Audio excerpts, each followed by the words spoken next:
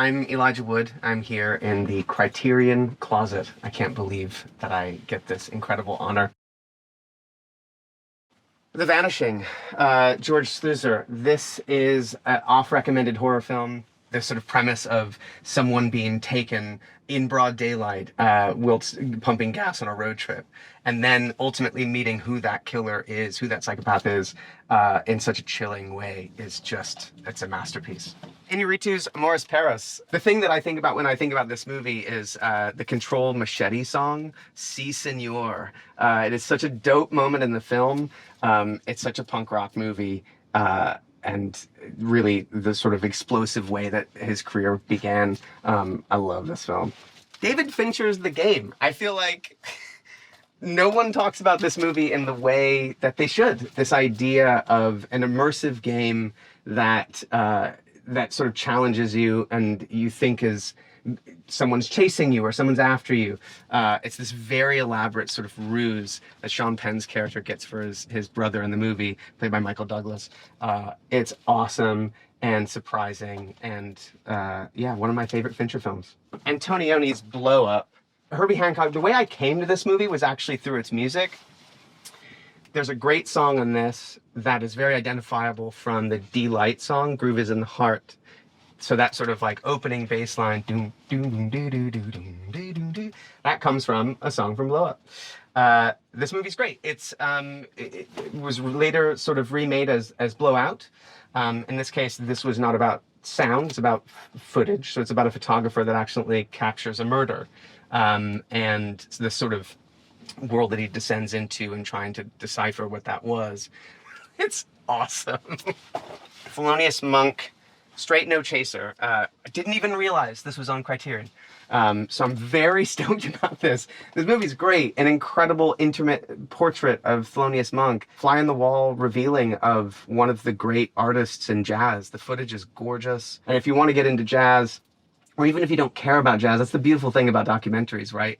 Is like, it doesn't matter if you have a pre-existing interest in a subject, you just immediately dive into a world that's not your own, and you might have come out the other end having learned something, certainly, or be invested in something. And in this case, it's Monk and his incredible piano playing. So good.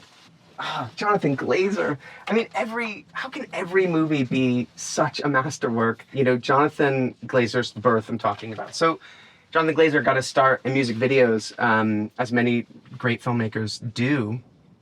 Certainly filmmakers from the 90s and the early 2000s. And this film is like, it's sort of got like a real Polanski meets Kubrick vibe. It's chilling and haunting, and it keeps you guessing. It's such a great film. Oh, I adore it. Speaking of Kubrick, Eyes Wide Shut. It's one of those films that if it's on TV, I have to watch it. There's an atmosphere to this movie that's so special. Even the way that characters speak, the way that Tom Cruise speaks in this movie, everything's a question. Everything gets repeated. It's rhythmic and fascinating. And yeah, I've seen it innumerable times and I still can't get enough. It's really awesome. This is not a happy movie. Todd Solondz Happiness.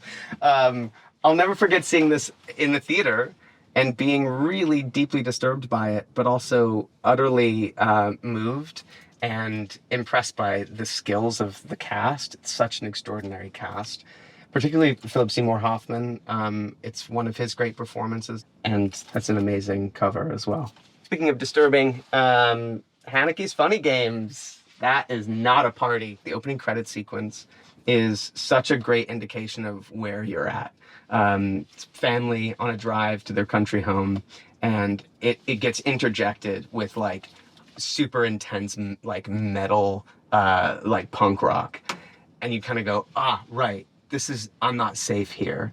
It is so upsetting and so wonderful, but it's not for the faint of heart. It's funny, I don't get really freaked out by horror movies. Horror doesn't scare me because it's often so of the imaginary world.